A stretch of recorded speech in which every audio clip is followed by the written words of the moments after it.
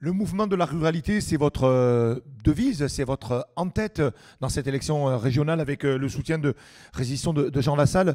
C'est bien évidemment tout ce qui est notre tradition, notre culture, notre ADN. C'est les traditions locales, régionales, la chasse, la tauromachie, le sport, un petit peu tout ça, Eddy Pujalon. C'est une grosse partie de notre ADN. Évidemment, le monde rural vibre, et comme je l'ai déjà dit, le monde de la chasse a besoin d'être soutenu comme celui de la pêche, de toute notre identité avec la tauromachie, tout ce qui est aujourd'hui le berceau des Landes, des Pays Basques. Et donc, évidemment, on va arrêter un peu la politique régionale qui est aujourd'hui vampirisée par l'action d'Europe Écologie Les Verts. Nous, on ne veut pas mettre les territoires sous cloche. On va arrêter cette politique qui consiste à dire on va faire des hotspots de biodiversité, c'est-à-dire qu'on va mettre sous cloche des territoires. Si ces territoires existent aujourd'hui, c'est parce qu'il y a encore des gens respectueux, des agriculteurs, des éleveurs, des propriétaires où les gens pouvaient aller ramasser des champignons, chasser, pêcher, et ça n'a pas empêché d'avoir des beaux territoires. Donc nous, on va défendre ces territoires. On va redonner aussi leur lettre de noblesse à ces chasseurs, à ces pêcheurs. On va essayer d'initier aussi des politiques, parce qu'aujourd'hui, on est en train de vouloir faire payer même des AOT sur le littoral pour les pêcheurs au surf casting. Les AOT, c'est-à-dire? Alors, c'est des autorisations temporaire d'être sur la plage, par exemple, ou pour organiser un concours de pêche, il va falloir maintenant payer. Enfin, il faut arrêter, quoi. Je veux dire, la pêche en mer était peut-être le plus beau acquis social de quelque chose de gratuit, sans permis.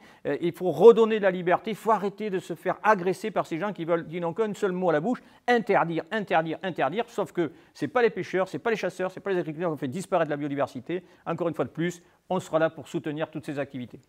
Et moi, je veux ajouter que... Je savais que Jean Lassalle allait être irrité un petit peu par ça, d'être agressé dans ces traditions-là, qui sont nos sources, nos racines. Nous avons comme principe, lorsque l'un d'entre nous a bien dit, de ne pas reprendre derrière lui. Il a dit très très bien. Moi, je veux dire qu'avec le mouvement résistant, peut-être que la singularité est de rappeler qu'au niveau national, notre pays est unique. C'est le seul à s'être construit comme ça. Petit à petit, il a épousé un espace idéal entre océans, mers et océans, avec des montagnes pile de Louis, des Faux, un bassin aquitain, rhodanien et même parisien, pile poil, comme il fallait. Autour d'un État qui a servi des rois. Quelques coups de guillotine plus tard, des présidents et la République. Mais seulement les provinces de France ont quand même été désoubliées à certains moments. Et depuis trop longtemps maintenant, depuis une cinquantaine d'années. Et je pense qu'il faut redonner du sens, c'est toujours pareil, et du lien, pour que la Grande Aquitaine et ses électeurs reprennent confiance et aillent aux urnes, en disant « Ah, mais on comprend, c'est vrai qu'il y a le grand projet de la ruralité. » Mais en même temps, ça se rattache à une certaine idée de l'Aquitaine historique, avec la France historique. Parce que c'est tout ça que nous devons reconstruire. Et c'est précisément tout ce qui a été abandonné et ce qui rend fou de rage nos jeunes. Moi, je vois mes enfants. Tant de difficultés. Quand j'entends Monsieur Yves, pardon, quand je vois Yves dire le parcours de sa fille, mais moi je vois mes propres fils qui sont, bon, ils ont des diplômes, ils ne savent pas où les poser, tellement ils sont chargés. Mais à chaque fois, ça n'aboutit pas.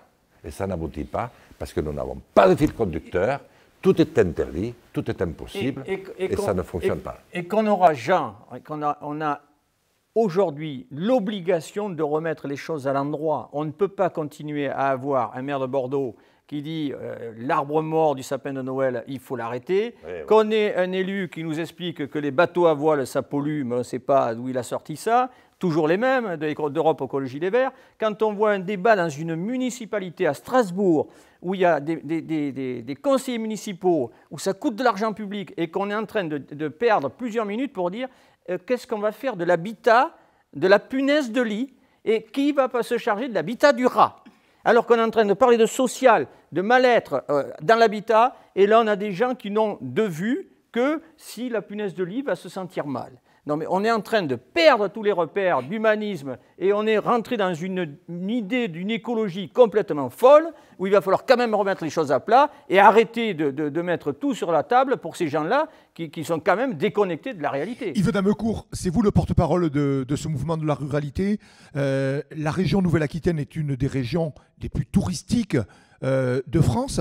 Et comment allez-vous expliquer à vos électeurs qu'on peut continuer à accepter ces gens qui viennent des grandes métropoles et qui, comme par hasard, découvrent que dans notre monde rural, il y a un coq qui chante dans une basse-cour, il y a un clocher qui sonne toutes les heures, il y a des vaches que l'on entend dans les prairies.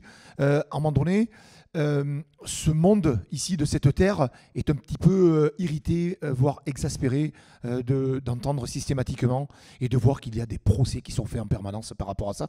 Comment allez-vous défendre aujourd'hui cette cause? D'abord, il y a une loi d'ailleurs qui a été votée par Jean qui a sanctuarisé un peu de tout ça, les odeurs et les bruits de la campagne, en disant ça suffit quoi. Il y a une autre loi qui est en préparation en disant que l'intrusion chez les agriculteurs, l'insulte des agriculteurs, ça n'est pas normal, qu'on ne peut pas faire ça. Nous, dans les zones rurales, on a une façon de faire. C'est la communication, c'est la connaissance. Oui. Les gens arrivent, ils sont surpris, on leur explique, et puis ils s'habituent. Et voilà. Et puis les cloches, eh bien oui, la loi, elle est très claire. Le maire peut agir sur les sonneries de l'heure, et puis c'est monsieur le curé qui définit les sonneries de l'heure. Le plus grave, quand même, c'est qu'il a été obligé de mobiliser l'ensemble des parlementaires, Assemblée nationale, Sénat, pour faire un texte de loi, juste un texte de loi de bon sens, pour éviter qu'il y ait des recours juridiques sur le chant du coq, sur la mare de grenouille. Il faut rappeler quand même que quelqu'un qui arrive après, il y a une mare de grenouilles, et les grenouilles chantent, ça dérange, ils ont été déboutés d'ailleurs. Et le tribunal a considéré qu'il fallait boucher la mare sous astreinte. On est en train de marcher sur la tête et en plus la justice est en train de rentrer dans le même jeu d'Europe Écologie Les Verts, c'est-à-dire de marcher elle aussi sur la tête. Et pourtant dans ce pays, ce sont les députés qui font la loi. Il y a urgence à faire des lois de bon sens parce que quand des gens viennent chez un maire rural lui dire écoutez, le chant des cigales, ça me dérange, il faudrait pouvoir éradiquer les cigales, mais alors qu'ils restent en ville et qu'ils écoutent les avions. Mais je le dis, aujourd'hui, la culture rurale, ça devrait être la culture générale de notre pays, c'est du savoir-vivre, c'est du respect, c'est du vivre ensemble, et il faut arrêter d'avoir toujours le côté préjudiciable avec des recours incessants, parce qu'on est rentré dans une vie qui ressemble un peu à ce qui se fait à l'américaine, où on ne supporte plus personne. Aujourd'hui, il faut remettre tout ça à l'endroit. Et merci, monsieur le député, d'avoir voté ce texte de loi. J'espère que monsieur Dupond-Moretti et d'autres feront en sorte que le délit d'entrave aux activités légales arrivera. Comment on peut accepter aujourd'hui qu'un boucher charcutier se fasse agresser, qu'un charcutier soit malmené avec de la peinture rouge, agressé, alors que c'est une activité légale? Comment faire qu'un chasseur soit agressé alors que c'est une activité légale? La République, elle passe par les votes, par les lois, et tous ceux qui entraînent la loi doivent être condamnés. Mais ce n'est pas l'inverse. Donc aujourd'hui, remettons ce pays à l'endroit. S'il vous plaît, monsieur Jean Lassalle, il va falloir œuvrer pour ça. Merci, très cher Eddy, très cher Yves, d'avoir pris l'initiative de la constitution de cette merveilleuse liste, parce qu'honnêtement, nous voulons bien mieux que ça, vous venez de le démontrer. Nous ne sommes pas uniquement à montrer du doigt parce qu'il y a des coqs qui chantent, tant mieux, c'est notre emblème. Mais il faut redonner aussi une perspective à des hommes et des femmes, où qu'ils soient, qui ne sont drapés que d'angoisse, qui sont sous calmant, qui font face à une vie insupportable, dans une humanité cruelle. Eh bien, nous, notre grand espoir, notre dessein, à vrai dire, notre dessein, c'est d'apporter un début de solution. Ça va calmer tout le monde, parce que la terre, les vastes territoires, les forêts que nous avons, les merveilleuses villes dont nous disposons, si on le retape aussi un peu, vont apaiser. Et si l'Aquitaine apaise, c'est toute la France qui va s'apaiser. Et si la France est apaisée, le monde le sera aussi. Eh bien, avouez que ça valait le coup de faire une liste. Rendez-vous les 20 et 27 juin, ce sont les élections régionales. Le mouvement de la ruralité et Résistons avec Jean Lassalle vous y donne rendez-vous.